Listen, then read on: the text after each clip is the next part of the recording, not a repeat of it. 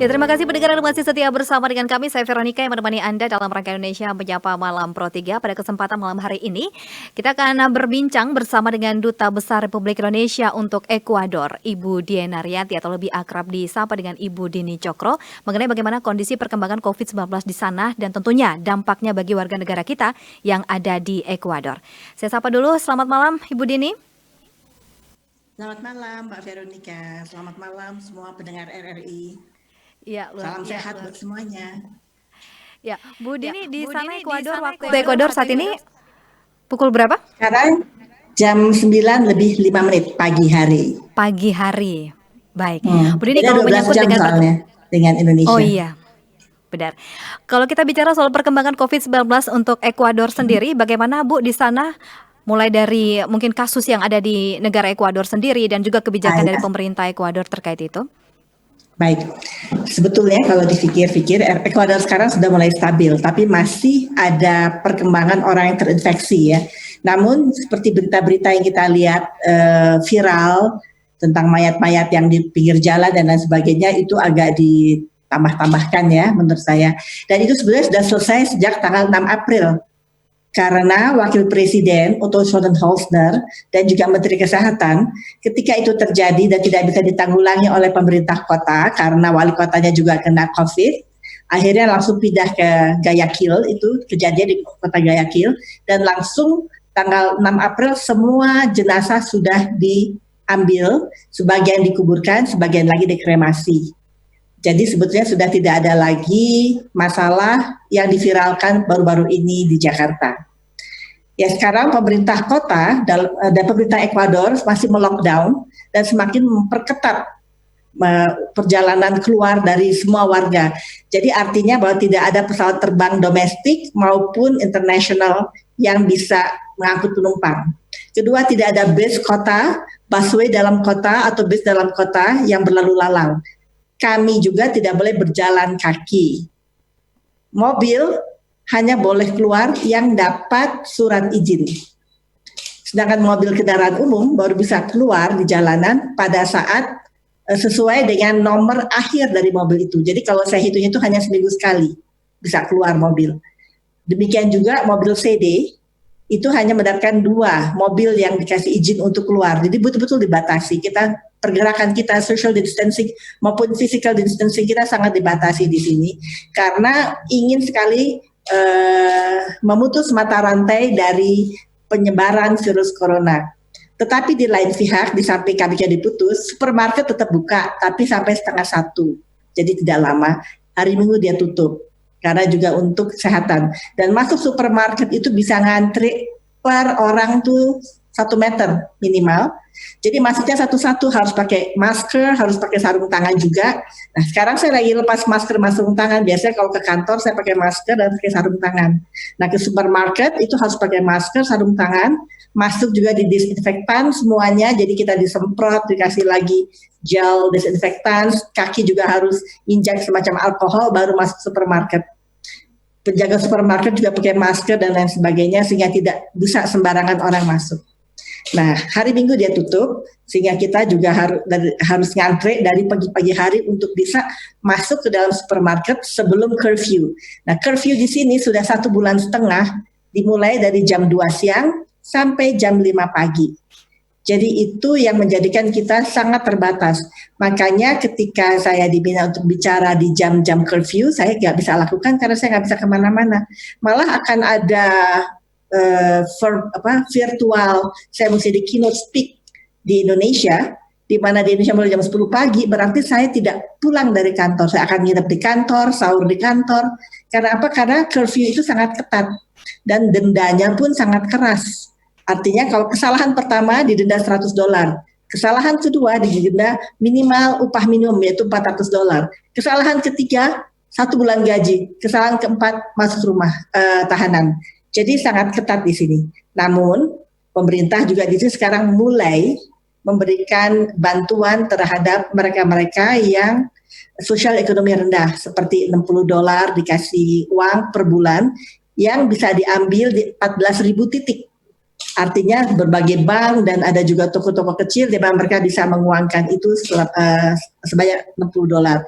disiapkan juga makanan, disiapkan juga semacam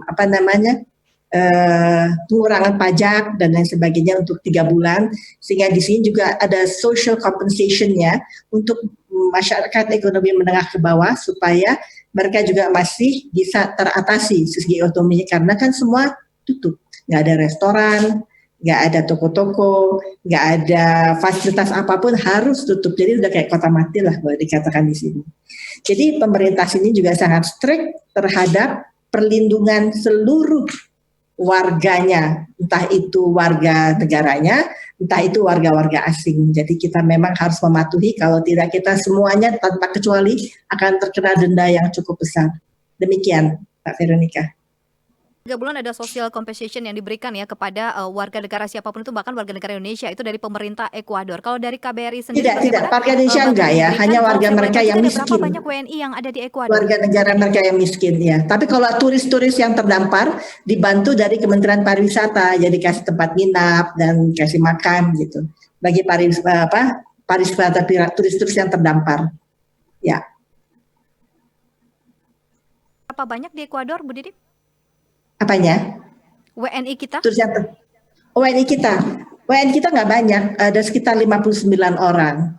1 orang di penjara, lalu ada 1 turis yang terdampar, dan kebanyakan itu di Quito, tapi sebagian besar dari warga negara kita itu tersebar di seluruh Ekuador di tempat-tempat remote. Jadi misalnya ada yang di tengah hutan, ada yang di atas gunung, ada yang di pantai-pantai, ada yang di tempat-tempat yang memang jarang dikunjungi orang. Dan tidak banyak, malah 1 orang, 2 orang. Nah, jadi masalah kita adalah karena seluruh Ekuador itu ada warga negara kita, walaupun jumlahnya semua 59, namun di remote area. Jadi itu yang menjadi masalah dari KBRI itu, karena kita harus menjangkau seluruh warga negara kita. Nah, untungnya kami di KBRI itu sangat terbuka pada semua warga negara. Warga negara kita di sini kita anggap sebagai anak-anak kita. Jadi KBRI itu adalah home-nya mereka, rumahnya mereka. Dan kita sudah menciptakan WhatsApp group untuk seluruh warga negara kita, walaupun di pelosok-pelosok, walaupun mereka bisa berhubungan dengan kita sekali, tapi setiap hari selalu ada komunikasi. Sehingga ketika COVID merebak, bagi kami bisa langsung menjangkau seluruh warga negara kita di Ekuador, walaupun sampai di pelosok-pelosok. Dan mereka juga selalu berkomunikasi dengan KBRI, karena KBRI dianggap sebagai rumah warga negara Indonesia. Jadi itu yang kami lakukan terhadap warga negara kita. Sehingga kita juga mudah sekali untuk mengetahui keadaan mereka. Ketika ada 1 warga negara yang terserang COVID, langsung dia laporkan pada kami dan kami coba untuk melihat fasilitas apa yang dia miliki, karena kebetulan di luar kota dan kita nggak bisa punya kendaraan untuk keluar kota. Nah, di sana ternyata dia sudah berhubungan dengan dokter setempat, karena di sini kan setiap orang yang kena COVID itu tidak bisa serta-merta ke rumah sakit. Harus menghadapi dokter dari 1 telepon 117, di mana dokter itu akan memantau kesehatan kita dan akan memberikan rujukan apakah kita karantina mandiri atau pergi ke rumah sakit. Nah, kebetulan warga negara kita setelah mendapatkan visum dari dokter dikatakan bahwa mereka itu perlu karantina mandiri saja, nggak perlu ke rumah sakit. Karena ke rumah sakit lebih bahaya, penularannya akan lebih keras. Nah, oleh karena itu mereka karantina mandiri, tapi KBRI selalu konteks setiap hari untuk melihat dan memberikan banyak sekali masukan-masukan apa yang kita tahu untuk karantina mandiri. Dan alhamdulillah dalam 21 hari, jadi kira-kira seminggu yang lalu mereka sudah sembuh total. Jadi mereka karantina mandiri. Jadi di sini KBRI dan seluruh stafnya itu mempunyai hubungan yang sangat baik dengan semua WNI. Jadi kita sangat erat dan kita sering membuat kegiatan-kegiatan yang menarik walaupun melalui WhatsApp group. Apakah kita menyalurkan berbagai macam hobi yang bisa mereka lakukan di rumah, atau kadang-kadang kalau mereka butuh konsultasi pribadi karena ada masalah yang mereka rasakan, terutama misalnya mereka nggak bisa bekerja lagi, mereka merasa lonely, atau mereka juga merasa tidak optimis, itu kadang-kadang mereka telepon saya pribadi, atau telepon pada staf kami yang di KBRI dan kita ngobrol sehingga akhirnya mereka merasa nyaman. Jadi kita coba memberikan nuansa bahwa KBRI adalah rumah dan kami adalah orang tuanya. Jadi mereka bebas sekali untuk telepon, nggak ada pakai, oh telepon duta besar nggak boleh gitu karena harus pakai protokol, nggak. Semua itu nggak ada. Jadi kita sangat terbuka sehingga KBRI, teman-teman di KBRI maupun WNI kita menurut mereka merasa nyaman dan merasa tidak sendiri walaupun mereka sendiri yang di hutan. Tapi mereka tidak merasa sendiri karena selalu kita melakukan kegiatan komunikasi. Di samping itu juga banyak yang kreatif, mereka bikin lagu, di-share di WA group, mereka juga bikin misalnya ada satu misalnya dia turis tapi dia nggak bisa kemana-mana, tapi dia jago yoga, jadi dia bikin Zoom yoga dan kita semua diajak serta. Jadi walaupun dia terdampar, tapi udah langsung seperti keluarga di sini. Jadi kita memang sangat erat hubungannya dan kita juga tahu keadaan mereka karena kebetulan yang di sini adalah para missionaries yang mendapatkan tugas di remote area dan juga keuangannya juga tidak terlalu baik. Oleh karena itu kami KBRI itu sebisa mungkin membantu mereka, bukan hanya sembako karena kita melihat sembako pun kita teliti. Ini sembakonya ini baik ya atau kita punya sembako yang lebih baik, misalnya memberikan teh. Nggak asal teh, tapi teh hijau misalnya, karena teh hijau itu meningkatkan antioksidan. Terus kita juga menambahkan dengan lemon, karena lemon itu syarat dengan vitamin C. Dan juga sangat dianjurkan di sini minum lemon panas setiap hari. Kita juga ajarkan bagaimana berkumur dengan air garam, dengan air hangat. Dan itu kita sosialisasikan. Dan dalam sembako itu di samping beras, kopi, gula, dan lain sebagainya, plus teh yang sudah kita lihat kadar-kadarnya, kita juga menambahkan buah-buahan, menambahkan vitamin kayak vitamin E, vitamin C, madu, dan juga kita pasti untuk alat pelindungan diri kita juga berikan misalnya hand sanitizer, gloves, sarung tangan, masker, juga disinfektan dan alkohol 70%. Kita juga mengirimkan alat kebersihan tubuh, shampoo, odol, sabun mandi, sabun cuci baju.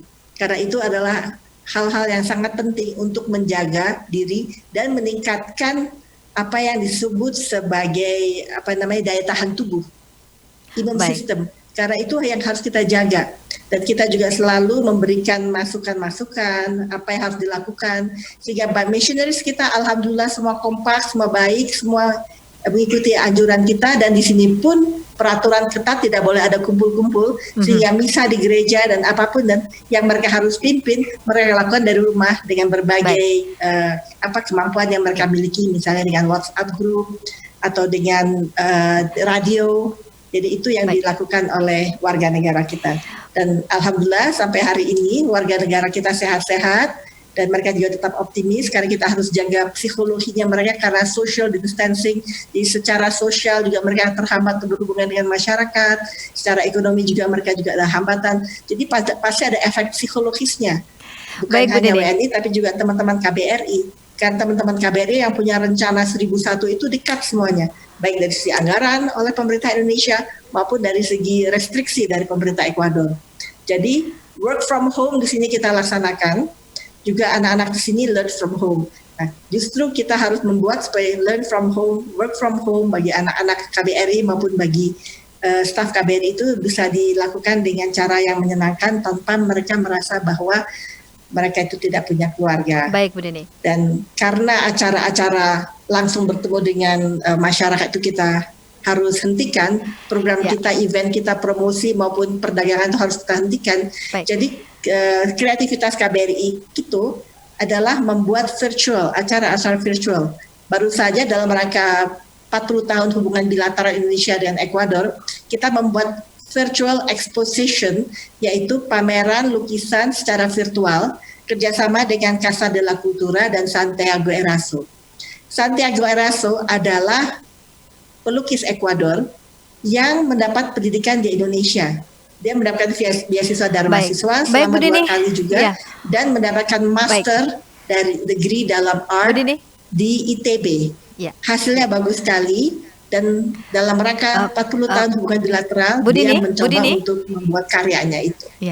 Ya. Baik, sebenarnya saya juga masih berbincang lama dengan Anda, tapi berhubung karena durasi waktu kami juga, kami mengucapkan terima kasih. Artinya bahwa KBRI selalu ada buat warga negara Indonesia kita yang ada di Ekuador, itu satu hal yang perlu menjadi perhatian juga, dan kami sangat bersyukur tentunya warga negara Indonesia yang ada di sana karena memiliki Bu Dini Cokro dan juga teman-teman di KBRI yang selalu siap mensupport ya, seperti itu. Terima kasih Bu Dini atas waktunya bersama dengan kami Pro 3 pada malam hari ini, tapi di sana pagi hari, selamat beraktivitas di sana otomatis dan tetap jaga kesehatan ya. Salam sehat dari Pro 3 untuk Anda Bu Dini dan juga teman-teman yang ada di KBRI Ekuador. Terima kasih, salam sehat buat semua RRI Pro 3 dan kepada seluruh masyarakat Indonesia. Selamat malam. Ya, pendengar, demikian tadi perbincangan kita bersama dengan Kedubes ya, Kedutaan Besar Republik Indonesia untuk Ekuador Amerika Selatan, Ibu Diana Riyati atau lebih akrab disapa dengan Ibu Dini Cokro.